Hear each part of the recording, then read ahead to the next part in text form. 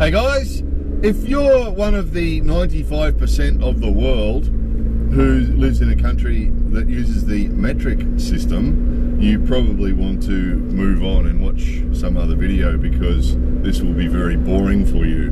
The reason that I'm making this video is that frequently on the Japan channel, if we mention measurements, metric measurements, there's always well, 5% of the world that leave comments about, you know, how much is that in cubits or whatever they use.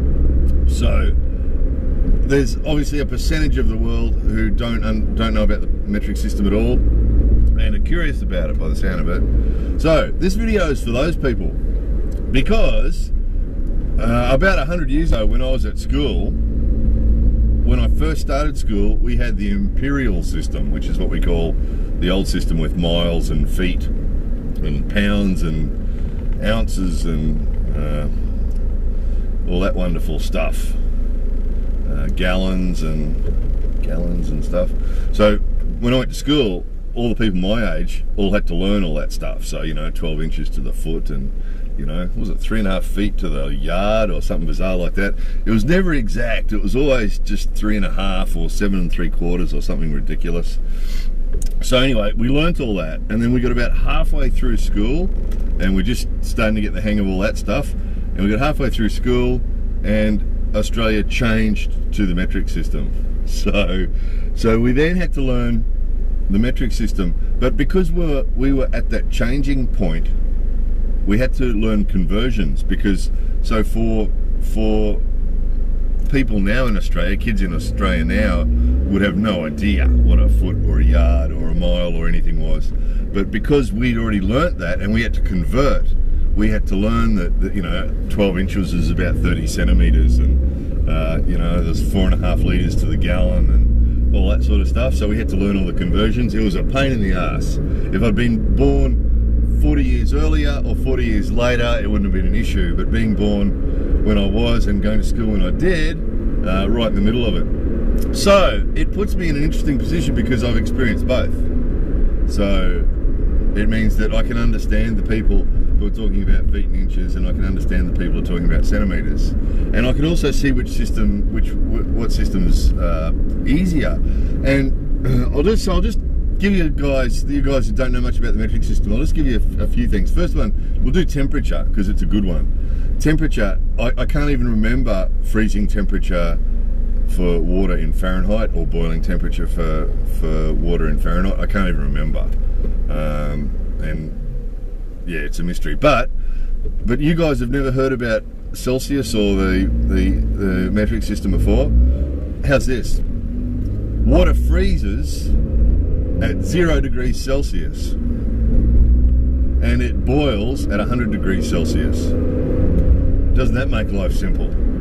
So it means that, you know, any temperature, because, you know, now when I hear, I've forgotten Fahrenheit, so now when I hear American news reports or something, they're talking about how it's really cold, it's 20 degrees or something, and I've forgotten what freezing point is, but it's easy to remember Celsius. 0 is freezing point, which means that anything above 0, any positive number is above freezing point, and any negative number is below freezing point. Easy, isn't it? It's excellent. It's really, really good. So at first, when you first start to change from the old system to the new one, it is difficult, but ultimately the metric system's got a whole heap of stuff like this. It's just much easier, you know? So much easier. If you hear that the temperature's -2, you know it's below freezing. You know, if you hear it's 2 degrees or 3 degrees, you know it's above freezing, which, you know, is really relevant, isn't it, to people who live in countries where snow freezes and ice freezes and water freezes, and, you know, we get ice on the road and that sort of thing. So brilliant, really easy to remember, and it all makes sense and it all falls in between there. So that means that people's body temperature is usually around 37 degrees. It works really well. And then you've got oh yeah, so we'll just touch a couple of things first. Centi means 100, right? So like Roman centurions, there was 100 of them in a group, right? So centi meaning 100. Dollars and cents, 100 cents to the dollar, cent, right? Easy to remember, cent. So 100 cents. So in metric system, distance measurement is inches, not inches, it's centimeters. And just out of curiosity, a centimeter, there's 2.5 centimeters, about 2.5 centimeters to an inch. So centimeters, about half the size of an inch. And there's 100 centimeters to a meter. Okay, so if you remember, centi is 100, and then the other one is kilo. Kilo is 1,000. So you've got centimeter, and then you've got 100 centimeters is a meter, and then you've got 1,000 meters is a kilometer. So it's all nice, round, easy to remember numbers, which makes calculating all this stuff so much easier. You know, you can do it all in percent, in point. You know, 1.7 kilometers is 1,700 kilometers. How easy is that? You know, it all makes it much easier to calculate stuff, much easier. So, you know, just so much better. And for speed and things like that, 60 miles an hour works out to about 100 kilometers an hour. But it's just so much easier because all the numbers are 100 or 1,000, so it's all a denominator. What do you call that? A denominator of 10, or what do you call that? Can't remember. But it makes it so much easier. There's none of this 3/4 or a half or 7/8 or anything like that. It's all 10, 100, 1,000. So centimeters. 1 centimeter, 100 centimeters is a meter. 1,000 meters is a kilometer. So a kilometer is about half a mile, something like that. So it makes it really easy to work it out. It's 1,000 kilometers. Yay! Okay, easy. And then weight. You've got gram, and then you've got kilogram. In a little interesting aside, you know, we've been using the metric system in Australia forever, but drug dealers still talk about ounces when they talk about pot.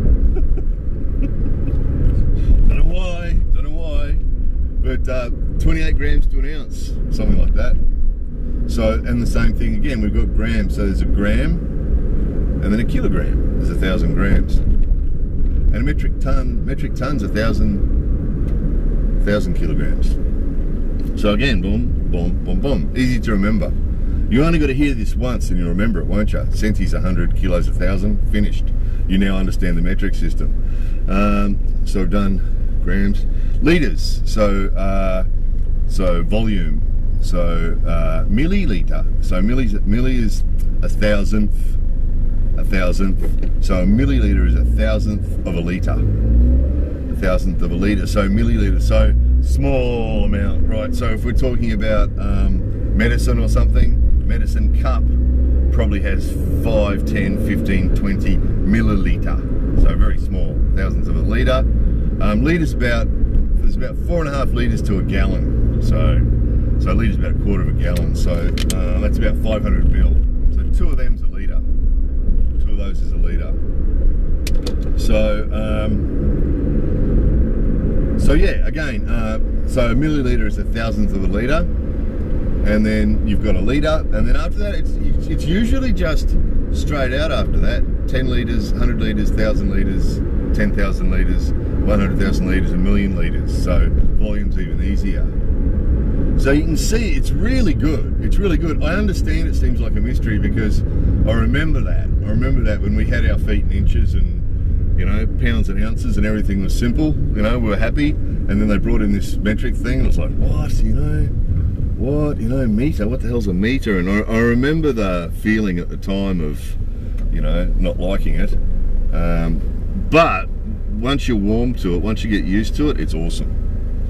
It really is. It's just much easier to calculate things and much easier to understand. And then anytime if you do have to calculate anything, you know, if you're mixing chemicals for gardening, or, you know, gasoline and oil for something, or, you know, doing something like that where you've got to do percentages, it's just so much easier.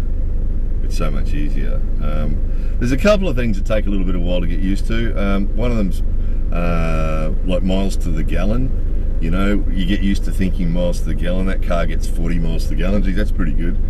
And then you have to change it. You have to make it kilometers to the liter, and that takes a bit of getting used to. But it's all relative, and once you've done it for a little while, it becomes easy. The other one's people's heights. because in the imperial system, you know, 6 foot was a bit of a sort of a standard, wasn't it? That, you know, he's pretty tall, he'd be over 6 foot. You know, 6 foot's sort of like a standard, isn't it? Oh yeah, he's pretty tall, he's over 6 foot. You know, oh, he's not so tall, he wouldn't be 6 foot, you know, something like that. He's 5.5 feet, you know, 5'6", and that is a sort of an easy. The imperial system is easy for imagining people's height, but again, if you soon adapt when you get used to hearing the centimeters thing. And just to give you an idea, 6 foot's about 180 centimeters. So then 180 centimeters becomes your image. So someone says they're 187 centimeters, you go, oh yeah, okay, so, you know, and someone says they're 170 centimeters, oh, okay. So again, it takes a little bit of getting used to. You know, height, imagining height, the guy's 187, okay, but you get used to it. You get used to it, and you know what you are. So you go, oh, okay, yeah, I'm 189, he's 190, geez, okay, that's a big guy. And then same as weight, you know, 10 stone's like a bit of a thing, isn't it? Over 10 stone, 11 stone, 12 stone, you know, 14 stone. And in kilo, it's sort of 100 kilo. 100 kilo would be, what's 100 kilo? 2.5 pounds? Hang on, wait a minute, I can't remember now. Conversion. But 100 kilo would be about, I don't know, 12 stone or 13 stone or something. So a 100 kilo guy's a big guy. So, yeah, he's 100 kilo. 100 kilograms, of course, right? Yeah, so, yeah, it's good, guys. It's good. So, yeah, I hope you guys that haven't experienced metric system are sort of interested in, sort of, I don't know, giving you some information that's sort of useful. Nothing I've said you couldn't have seen in a conversion chart. You know, Google centimeters to inches, and you'll get the conversion chart. But my plan was just, as a person who's experienced both, just to give you, you know, a bit of an opinion on what it's like. I might stop at this light, I think. So, yeah, that's it, isn't it? Temperature, volume, weight, distance. I think we got it all. Yeah. So anyway, there it was, the metric system. So, yeah, if there's any discussion in your country about changing to the metric system, I'd recommend supporting it. There's a little bit of confusion at first, you know, you're driving down the street and you see a sign that says 80, speed limit's 80, you know, and you go, wait a minute, 80, what's that, you know? 80's 50 miles an hour. So there's a little bit of thinking involved at first, but as you slowly adjust to it, because it's all relative, you slowly become used to it. And it's the same as with the cars. In Oz at that time, the cars had miles per hour on the speedos, and we had these little stickers, the conversion stickers that we could get and just stick on the speedometer so that it automatically showed you if you didn't want to convert it. Most of us didn't bother because it's not that difficult, you know. 60 kilometers an hour is 35. There's 50. You just went past there, right? 50 kilometers an hour. So basically 6/10. So take away the 0, you've got 5, that's at 50, right? So take away the 0, you've got 5, multiplied by 6 is 30, speed limit's 30 miles an hour here. So at first you do that, but then you don't have to. So this, obviously I don't have to, this car's in kilometres an hour, so speed limit's at 50, I look down here, I can see if I'm doing less than 50 or not. So yeah, it's good, it's really good. I don't think there's any advantages to the old system, you know. I think imperial means it's part of the empire, doesn't it? Which means that anybody that's still using the imperial system is still using the British Empire system, aren't they? I think that's how it works. But anyway, yeah, I don't think there's any reason, any benefits to the imperial system that would make you want to keep it, other than just because habit, you know. The same reason people don't like changing usually is because, you know, they don't like change, they don't like something new. But there's no real reason to cling on to the old system. There's no real benefits to it, not really. I imagine there'd be cost to some businesses and to the country to change over, I guess. But then in doing that, you'd end up as part of the rest of the world, because the rest of the world is using it. So, you know, that might have cost savings in other ways, because, you know, most companies that are importing or exporting, they'd have to be it'd have to cost you a little bit more because they'd have to be converting everything. You know, like for example, if you buy a Toyota car in a country that uses the Imperial system, Toyota's going to have to put everything in Imperial for you, which I imagine they're going to have to charge you a little bit extra money for that. So it'd probably work out a little bit of expense at first, and then in the long run you'd be better off. You know, and it is a good system. It works. You know, multiples of 10 is a really nice, simple system. You know, so anyway, I hope that was a little bit interesting to somebody.